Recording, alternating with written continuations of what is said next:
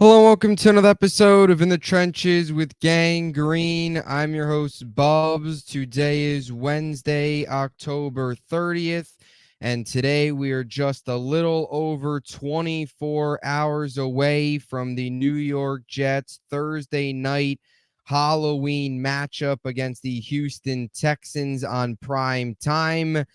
Sorry, NFL fans. The New York Jets are back on prime time tomorrow, 8:15 Eastern, back at MetLife Stadium, which expect that to be an empty stadium tomorrow, filled with mostly Texans fans because the New York Jets right now are a complete disaster, sitting at 2-6. Meanwhile, the Houston Texans continue to roll as they are 6-2 with a comfortable lead in the AFC South. Today, we're going to be previewing this matchup, as painful as it's been. We are going to break down some things to look for here tomorrow night. This is episode 416 of the In the Trenches with Gang Green podcast. I thank you, as always, for joining me another week, and more pain feels like on the horizon if you're a New York Jets fan. As always, though, before we begin, let me tell you about our podcast partners, starting with our friends over at BetUS, America's favorite online sportsbook. You want to get in on the betting action tomorrow night? Check out BetUS. You want to get in on the betting action tonight? Game 5, Yankees-Dodgers. Yankees look to get it back to L.A. Let's go. Garrett Cole find a way. Or any of the NBA, NHL action, any sport. You want to get in on the action, place some bets down, head on over, BetUS. And when you head on over there, use my link in the description of this video to get a 125% sign-up bonus on your first 3 deposits up to $2,000. Again, that's BetUS, America's favorite online sportsbook. October is coming to a close. By far, in my opinion, the best month of professional sports. So while you have another 48 hours here left in October, get in on the action while you can. Also, our friends over at SeatGeek. Guys, I looked today, just about an hour ago before I hopped on here to record. There are tickets available on SeatGeek right now for $24 to go out tomorrow night and watch this dumpster fire live. Now, if you're a Texans fan, you'll be watching your favorite team, hopefully for you, improve to 7-2. If you're a Jet fan, you're going to watch this team in all black because they're showing up really for their funeral. That's what it feels like. $24. And if you haven't used my promo code, or if you haven't used SeatGeek before, you can use my promo code to get $20 off. So if you buy a ticket right now for $24, $25, because there are some that are out there available that are that low for tomorrow's game, and you use my promo code, you can get the ticket for just $4. So check it out. Promo code Bubs on Sports, $20 off your first purchase at SeatGeek. And again, this isn't just tomorrow. Any event, plays, concerts, sports, shows, you name it, SeatGeek has it. Promo code Bubs on Sports, $20 off. Also, our friends over at Huga House, they just released some awesome new hats last week, so some new arrivals to get in on. Or if you want any of their awesome hats, make sure to check out Huga House and use promo code Bubs for 15% off any purchase. So here we are. It's another week. It was a short week. It is a short week. Jets wrap up a terrible loss in New England up in Foxborough on Sunday to fall to 2-6 on the year. For any of the believers out there, essentially ending their season, although I think most people jumped off this sinking ship probably 2 to 3 weeks ago when you saw that this team was going nowhere but right into the ground. And here we are. A couple weeks later, they sit at 2-6. Now, before we get into the injury report and some notes heading into this matchup, the New York Jets come into this game as a shocking 1-point favorite, which is just crazy to think that they are a home favorite right now against Houston. And I get Houston's down Stephon Diggs. I get they're down Nico Collins. I know Vegas still views the Jets as a team that has a lot of talent. And I know Vegas views this game as a Thursday night game. It's a short week. And it's also a game where Thursday night games for a road team are much more difficult because you got to travel on a Wednesday, essentially 2 days removed from Sunday.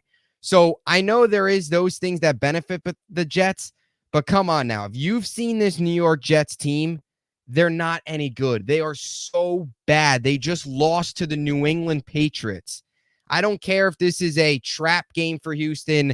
I don't care if Nico Collins and Stephon Diggs are out, all that stuff. There's no reason the Jets should be favorites in this game. So you're getting in on the betting action. I would take Houston plus the points. I would also probably take Houston on the money line plus 110, minus 130 for the Jets. Over under set at 42.5 for this one. Now, it would be a very typical same old Jets type of thing to do to win a game like this, where they've lost 5 straight and then 2-6. The fan base has given up, and then you find a way to beat a 6-2 team like the Houston Texans. That's typical Jets win a surprising game when their season has already fallen apart. So I guess that part of it, you want to put that into consideration, that the Jets do that stuff. Then I guess there is that, but there's no reason that the Jets should be favorites going into this game. But here we are. They are favorites. And when you look at ESPN analytics, they're giving the Texans a better chance of winning, which makes a lot of sense.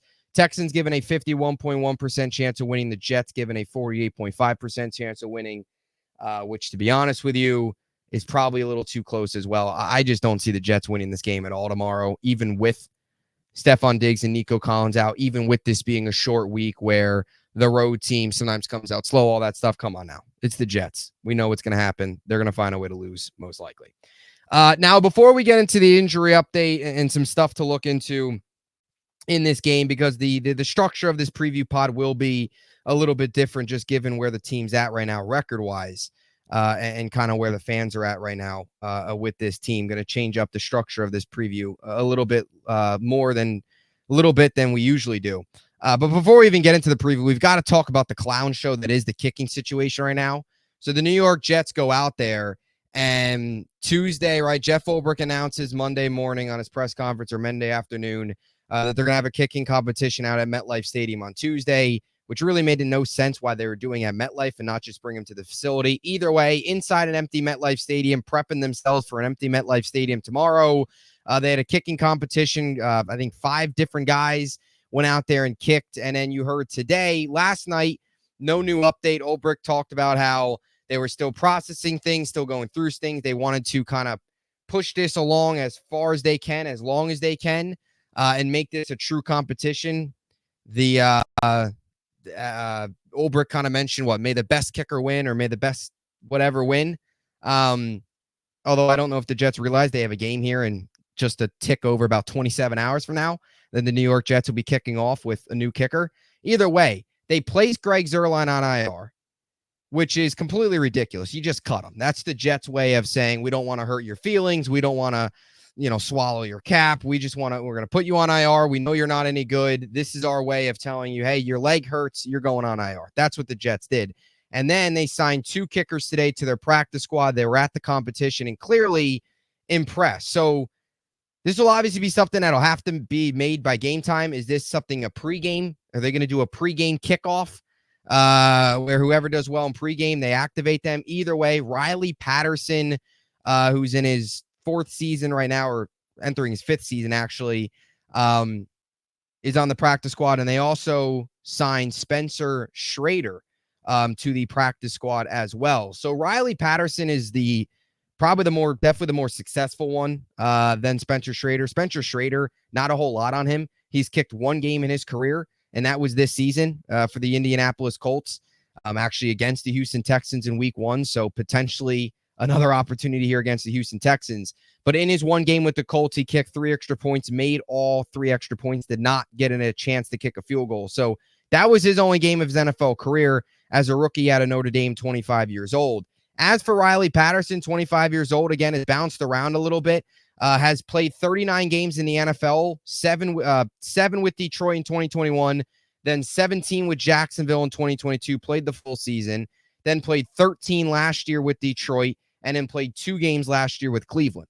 So all in all, 39 games in his career. In his career, he's 59 for 67 on field goals. That's an 88.1% field goal percentage, which is pretty solid. And he's 93 of 97 in his career on extra points. From 20 to 29 yards, he's 13 of 14. From 30 to 39 yards, he's 27 of 28. The numbers do get a little iffy from a 50-plus yard range. 40 to 49, he's 16 of 19. 50-plus, though, he's only 3 of 6. So he's only 50% from 50-plus, which isn't great. I would assume they probably go with Riley Patterson tomorrow. He's got a lot more experience, and he's probably just better than Spencer Schrader, but who knows? It is the Jets. The fact that we're still talking about the kicking situation, the fact that we're still talking about Greg the Leg being on this team, even though he's on the IR, is beyond pathetic, but that's what the Jets are right now, and that's where things stand. So we'll see what happens there, but that's the update there on the kicker situation. They say, hey, Greg, your leg hurts. We're going to put you on IR, and we're going to bring in Riley Patterson. We're going to bring in Spencer Schrader, and we're going to roll with those guys. This should have been a move that should have been done weeks ago. You can make the case it could have been done in the summer because Greg wasn't good in the summer. I won't crush the Jets for that because I don't think any Jet fan said cut Greg in the summer, although we saw there were some issues, but you kind of just hope, okay, he's a veteran. He'll get it figured out.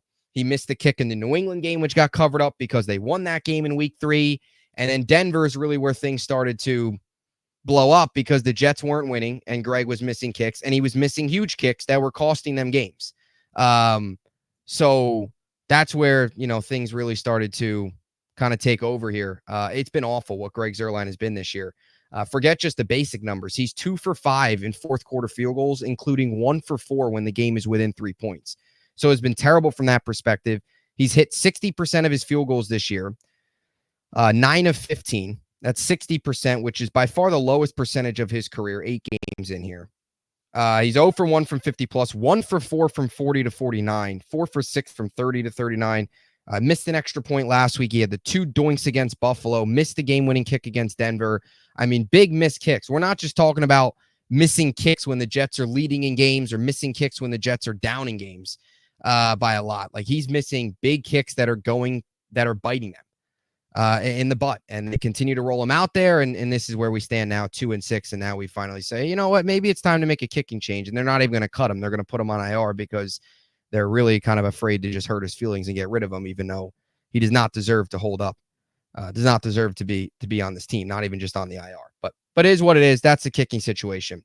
As for the injury report heading into this game, pretty loaded report for the Jets here. In terms of players that are out, Tony Adams dealing with a hamstring will miss this game for the second consecutive week. Ashton Davis as well. So you will see another safety tandem of Isaiah Oliver and Jalen Mills. Davis out with a concussion.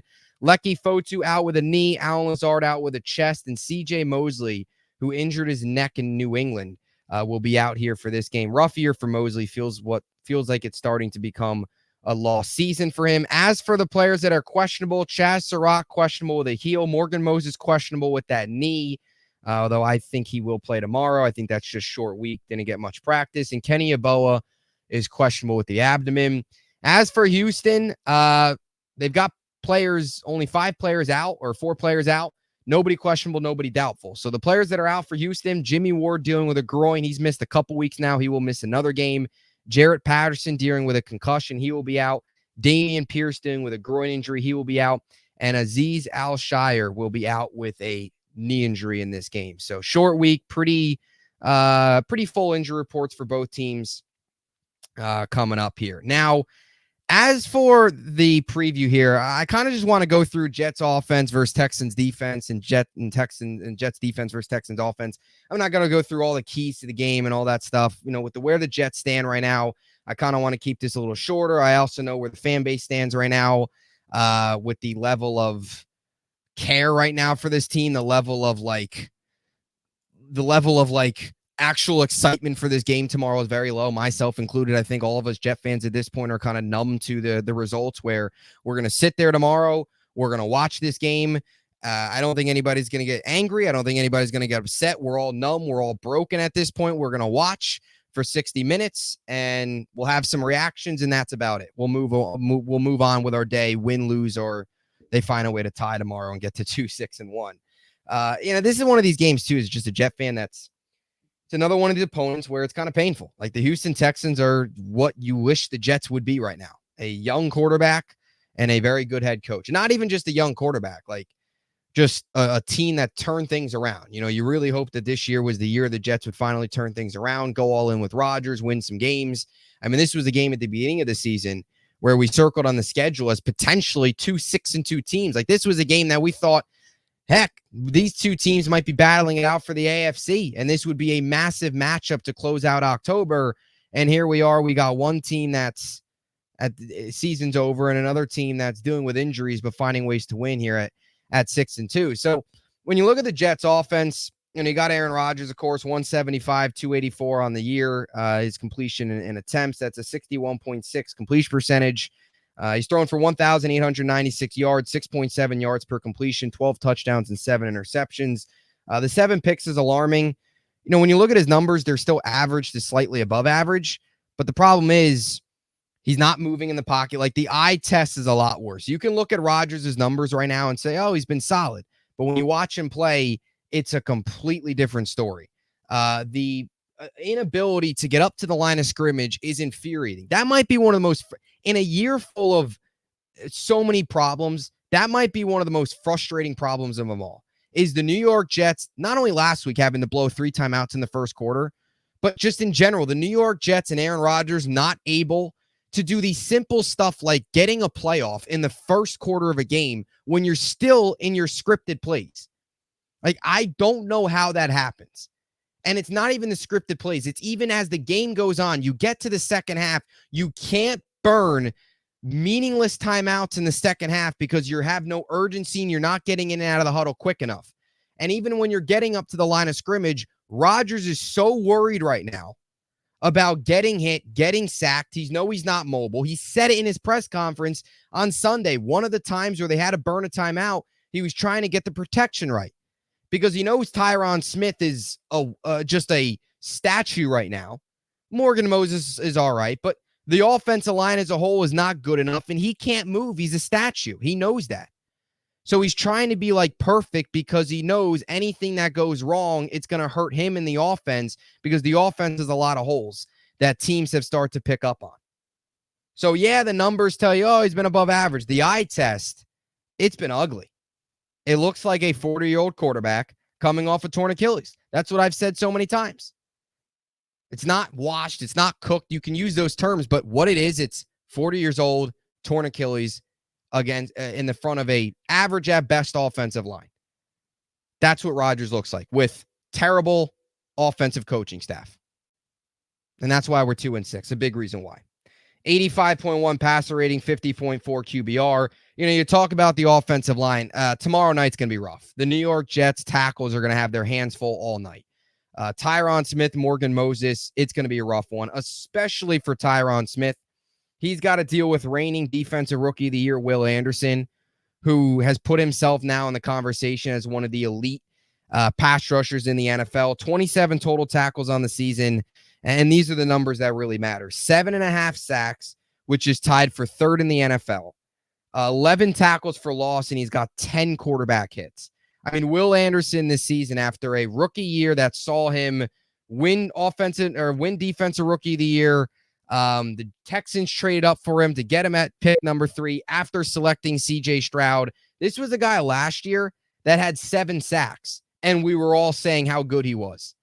And that was in 15 games played. You fast forward to this year, 8 games in, he's got 7.5 sacks. He's already topped last year's sack total, which won him Defensive Rookie of the Year in just 8 games this season. He's on pace to have a massive double-digit, probably in the teen sacks.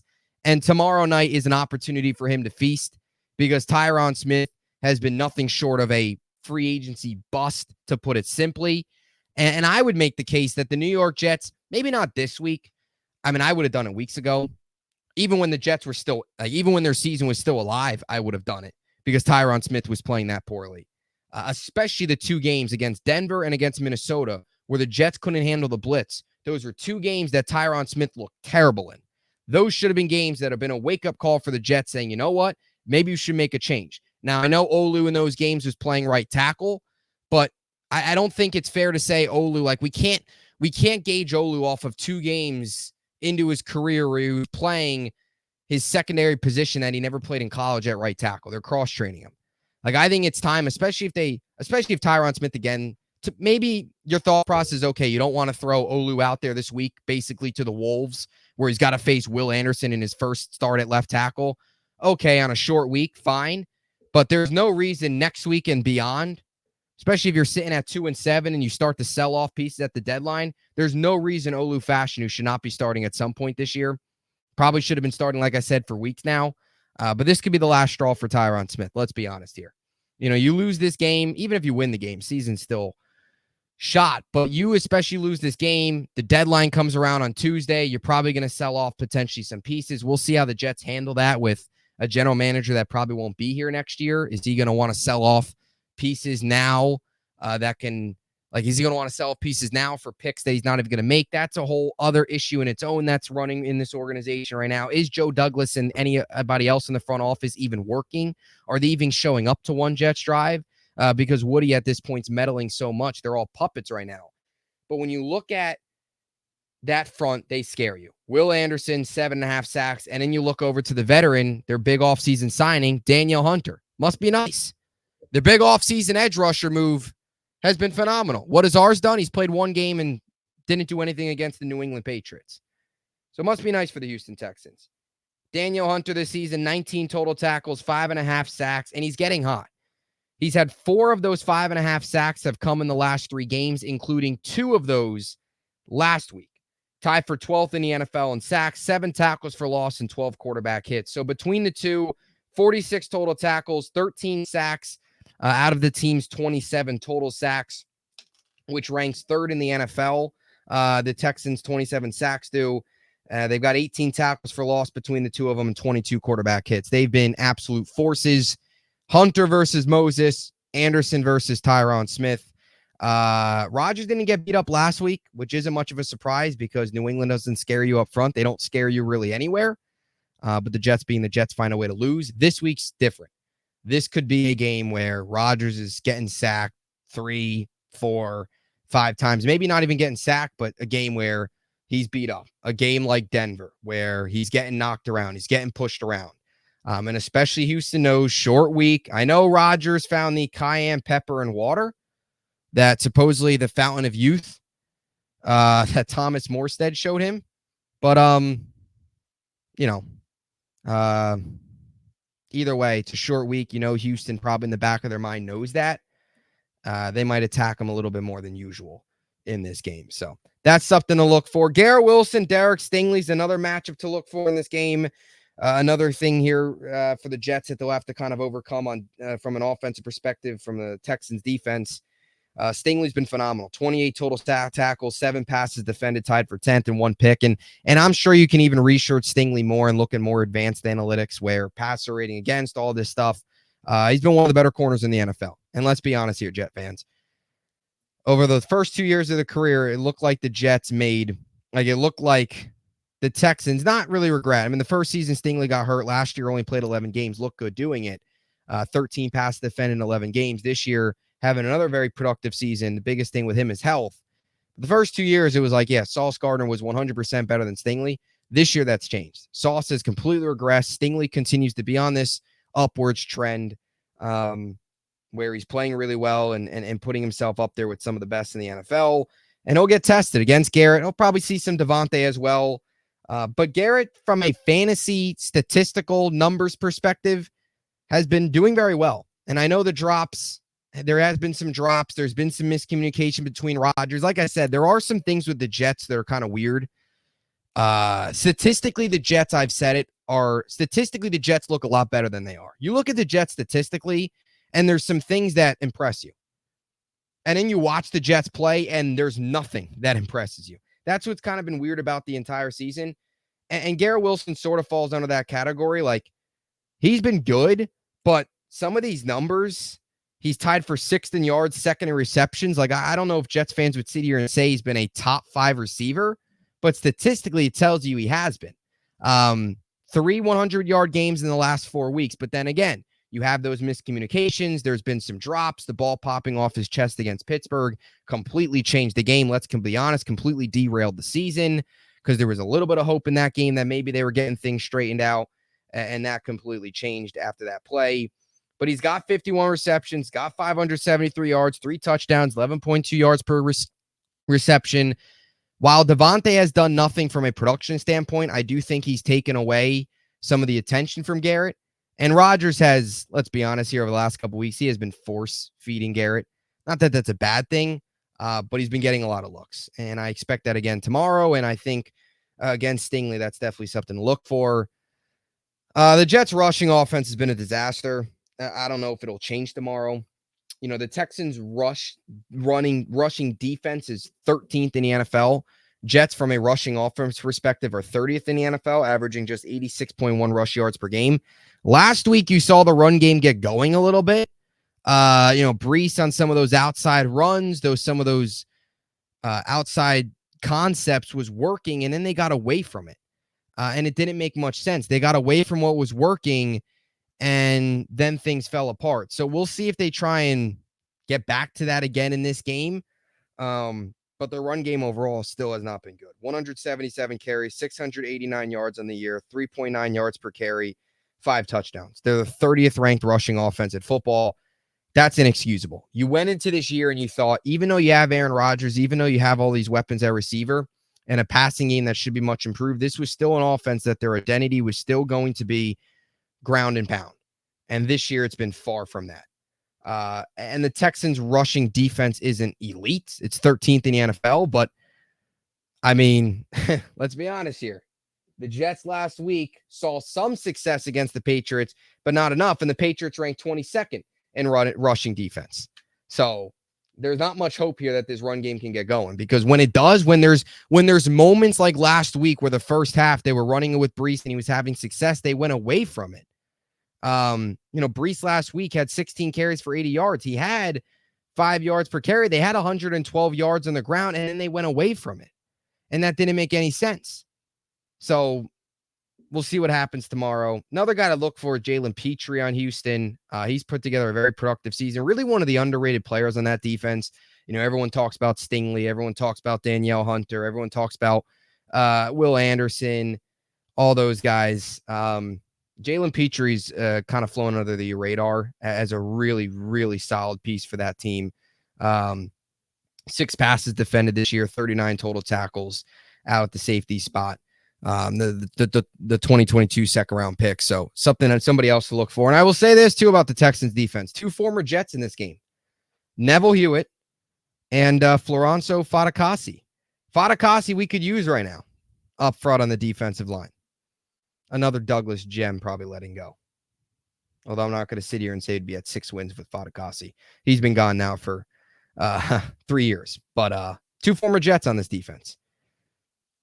Hewitt and Fatukasi. 2 guys that are much happier, I'm sure, to be on the other side of the aisle than with this dumpster fire right now. As for the Jets defense versus the Texans offense, look, you look at C.J. Stroud.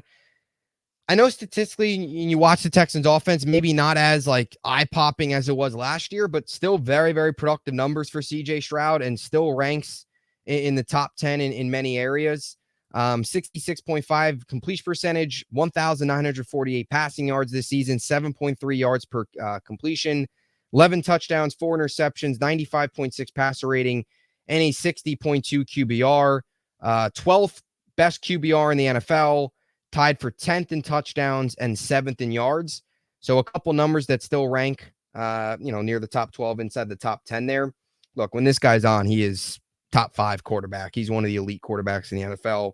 That was proven last year when he went off for 23 touchdowns in the Rookie of the Year. He's been great. And for everything that all the moving pieces around him, I think he's been very good. Now, this is a Texans offense that we'll get to in a second, much more run heavy than they've been. But from a passing offense, they're doing enough. C.J. Stroud's doing enough.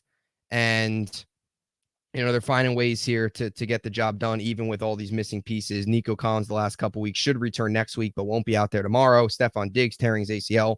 He'll be done for the year. So that's a huge blow, obviously, for them. He was a big offseason acquisition.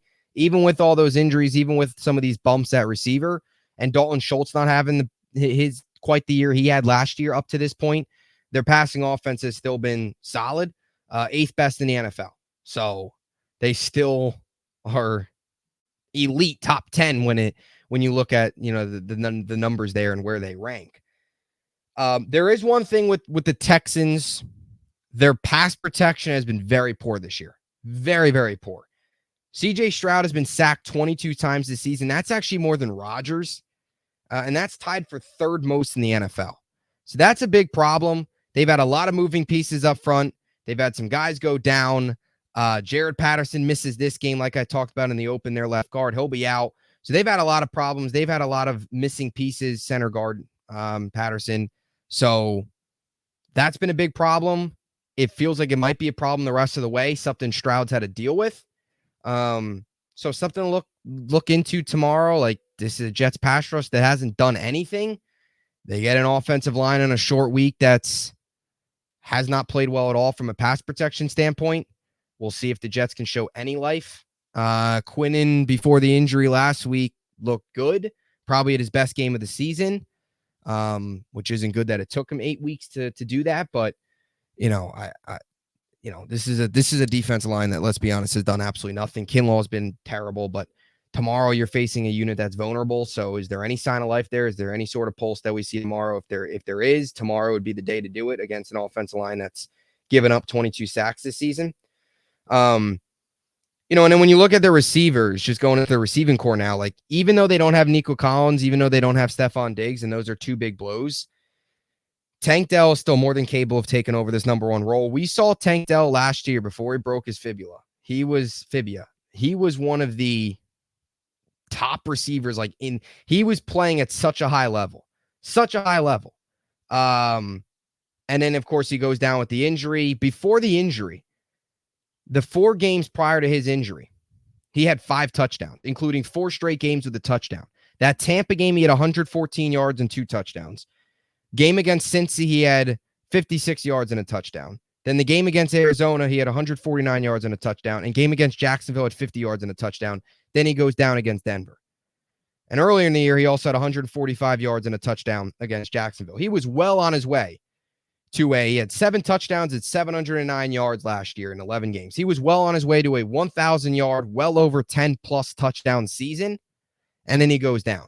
So this is a guy that proved last year he is more than capable of being a number one receiver. This year, production has dropped because Nico and Diggs have been in front of him. 24 receptions, 229 yards, 9.5 yards per reception, and 2 touchdowns.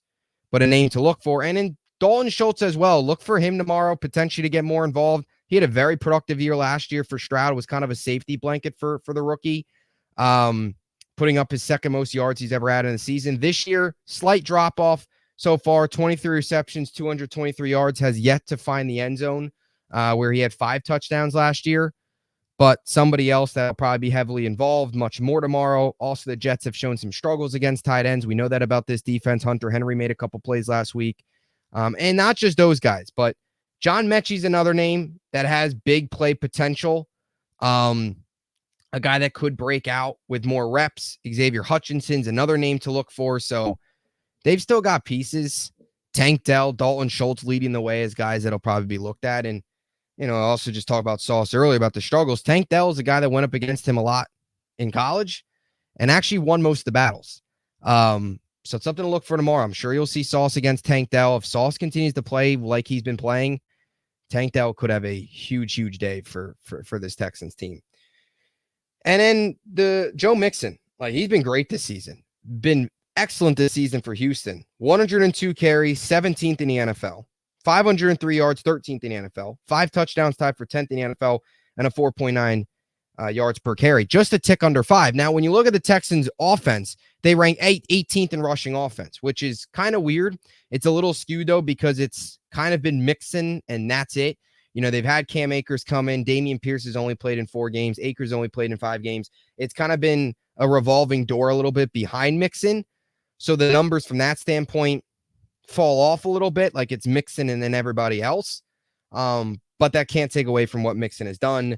And the Jets rushing defense this year, not great. 17th against the run. They've shown a tendency many times to just not contain their edge, not hold their edge. Last week, you saw 3 guys on one side, 1 guy on the other side, a huge hole for Drake May. He had a couple running lanes. I think last week for the Jets, it was more so May actually that was tearing them apart as opposed to the actual running back. So is that something CJ Stroud does tomorrow? We'll see. But Mixon's a name to look for. And when you compare these two teams as well, like rankings wise, Jets offense, 24th total offensive football, 30th rushing offensive football, 13th passing offensive football, 25th scoring offensive football. You look at the Texans offense, or Texans defense rather, against that Jets offense. They're the second ranked defense, 13th against the run, third against the pass, tied for 15th scoring. And when you look at the Jets defense, fourth against the total, 17th against the run, second against the pass, tied 12th scoring defense. You look at the Texans offense, tied 9th total, 18th rushing offense, 8th passing offense, 14th scoring offense. I know the Jets are favorites. I know this is a game that the Jets sometimes win, a game like this where they have no business winning. The season's pretty much over, and then they find a way to beat a team that's significantly better than them. So that would be a typical Jet thing to do, is win tomorrow. Like they'll win tomorrow, and then they'll they'll lose like 4 in a row. They'll be like 3-10, and then you'll go into December, 3-11, or like 3-10. You'll go into December, and they'll find a way to go like 3-1 in December. Like they won't win it all in November. Then they'll go like December. They'll go like 3-1, and they'll find a way to get to like 6-11, 7-10, tank their draft stock. We all know what's happening. They don't know how to tank precisely. So tomorrow will be one of those games where you'll look back on the season and scratch your head on how the heck they won it. If they do, because we've seen this a lot with the Jets, but I have no belief. This team stinks. We know where this team's at. I'll take the Texans 24-14. I think they win by 10. They're just better. They're the better team. I know they're missing their top 2 wideouts. I get it's a short week. I get it. They're on the road. I get all that.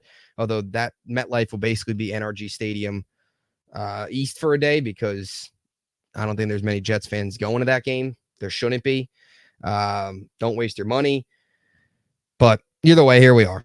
A meaningless Week 9 matchup with absolute no energy, no excitement whatsoever going into it. And we're all broken right now, where if they win, there's going to be no excitement. If they lose, we're all broken. So we're going to be basically emotionless, because it's been 5 straight, now 6. So tomorrow's their last chance to pick up a win in October. Winless in October. Terrible. So we'll see. But 24-14 Texans, that's the pick. I'll be back after the game tomorrow talking whatever the heck happens in this game. Maybe the Jets will find a new way to lose. Watch Riley Patterson. I'll say that.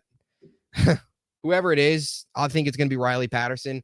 Watch him miss his first kick. That'll happen. That'll just happen. That'll be a same old Jets type of thing. They spend all this time. Zuerlein's been terrible. They spend all this time with a kicker competition, all this nonsense, and they'll find a way to miss like the first kick, or they'll miss the game-winning kick. They'll find a way. So anyway, appreciate you all so much for continuing to tune into these episodes, even during such a terrible season like this. Like I said, kind of wanted to change up the preview a little bit, just where the team's at. But appreciate you all so much. It's been such a bad season, and I know it's everybody's kind of saying the same thing. All the content's about the same, so I'm trying to be as unique as possible, because I know I don't want to say the same thing every episode. We all know this team's bad, so try and put in a mix of different stuff, but appreciate you all so much for tuning in, because it means a lot during a year like this. So we'll talk to you guys tomorrow after another Jet game out of whatever the heck happens. Whatever heck happens in this game. They lost to New England. I'm convinced anything at this point can happen from a game perspective. They can lose anyway. However, we know the Jets, they'll win a game like this when the season's over. They'll find a way to beat a team that's better than them. So we know how this team rolls. So whatever happens tomorrow, we'll be back here talking about it right after the game. Still then, stay tuned, and appreciate you all as always. And as always, even during the low times, JETS, Jets.